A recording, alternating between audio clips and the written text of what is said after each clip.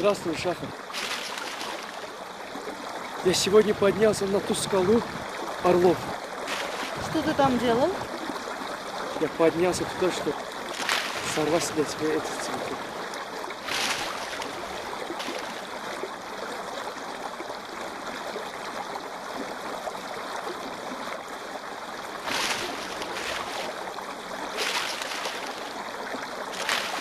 Зачем это, Буба?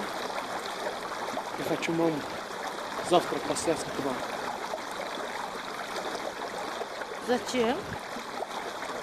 Надеюсь, ты не против.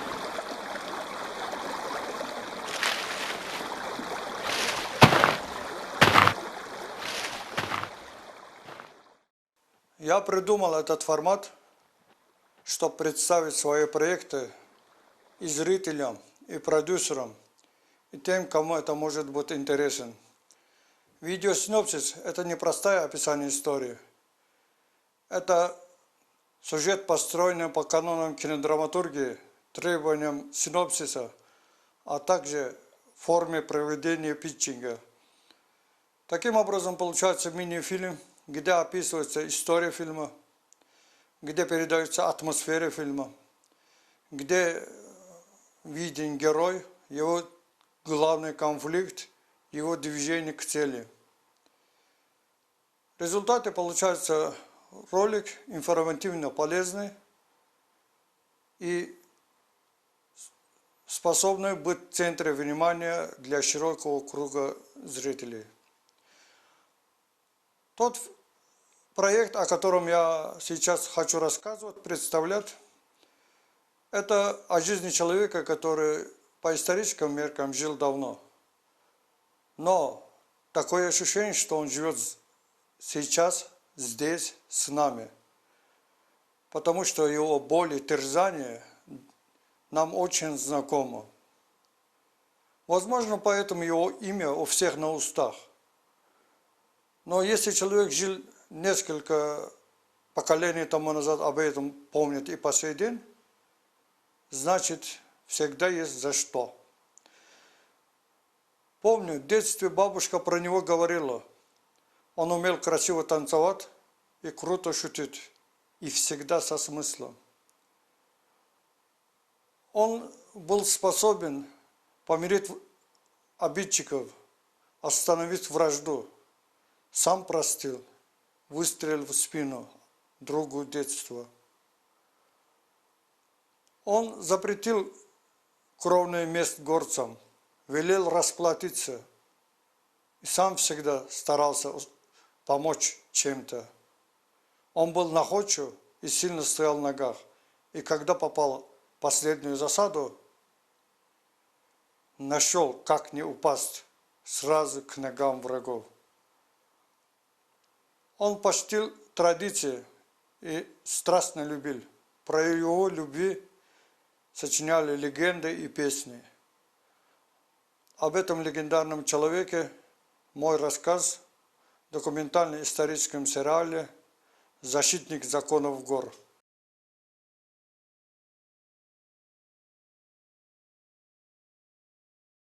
Это фильм о характере человека, о конфликтах и поисках решения. Характер, как действует человек. Конфликт, что ему мешает движение к цели.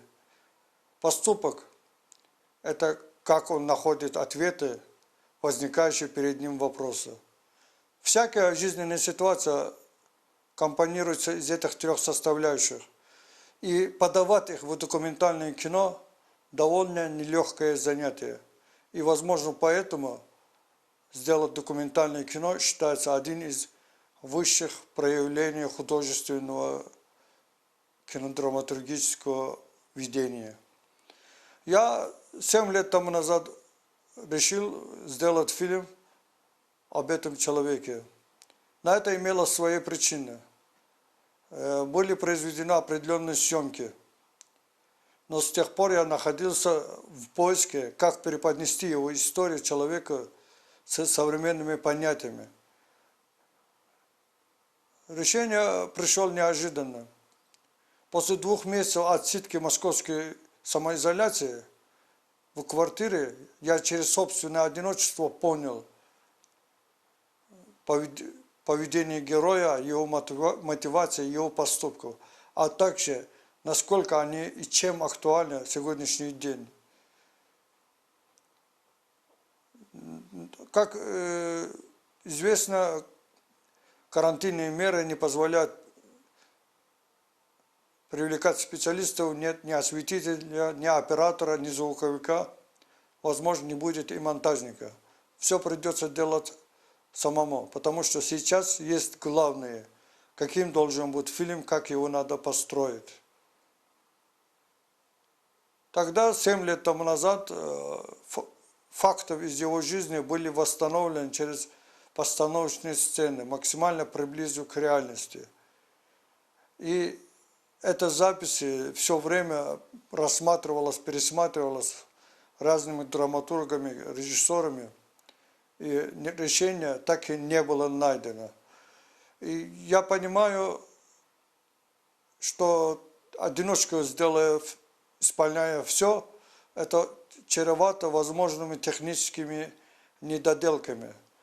Но ощущение ритма, ощущение построения фильма – это намного важнее, чем возможные ошибки. И надеюсь, зритель поймет, что это неизбежная жертва, которой пришлось пойти автору.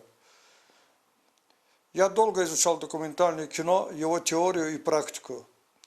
И могу с уверенностью сказать, что документальное кино – это факты и мнение автора. Вот здесь ключевую роль будет играть именно факты и мнение автора. Я решил построить фильм по совершенно, может, хорошо заботой старой, может, придуманной новой структуре.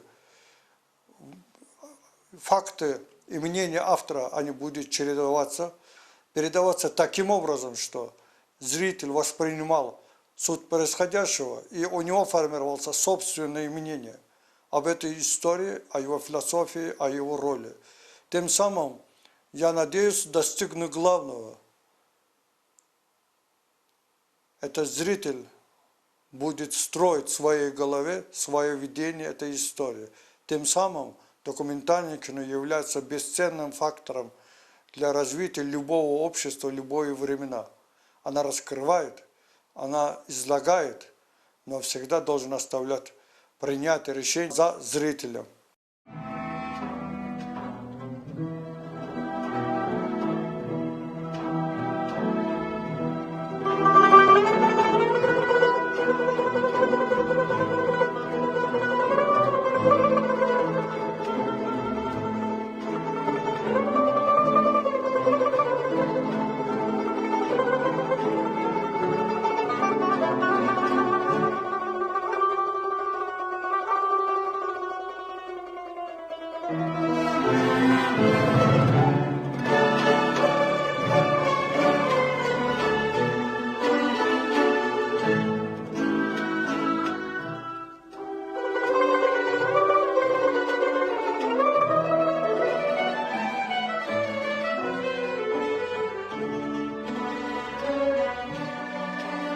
Прошедшие месяцы показали, насколько человек меняется с переменами в обществе.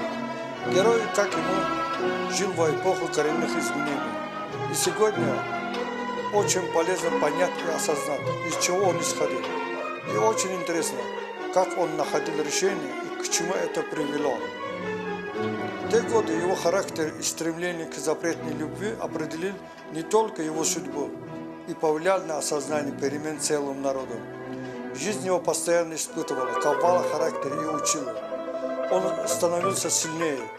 Его находчивость обеспечивал своевременное решение проблем. У него получалось успевать всюду. И даже тогда, когда он был еще юношей, его имя передавалось из уст в уста по всему округу. За ним гналась жандармерия, к нему за помощью обращался простолюдин, за его головой охотились наемники, потому что он был объявлен вне закона, а за его смерть длинное вознаграждение. Он боролся за простые человеческие желания, тихая жизнь с любимой, но жизненные преграды толкали его к опрометчивым поступкам.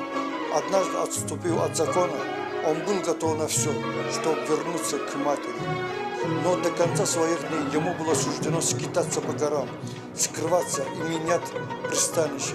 Единственное, что он соблюдал безукоризненно, были законы гор, и они стояли на основе каждого его решения. И по фильму видно, как бы времена не изменились, ценности принятия решений остаются неизменными. По фильму раскрывается, что они будут работать и другие времена. Он умел находить решения даже в самых неразрешимых ситуациях. Знал, на что опираться, и преподносил это таким образом, что находил отклик в сердцах людей. Это помогло людям, помогло целому народу привыкать к новым реальным образу жизни.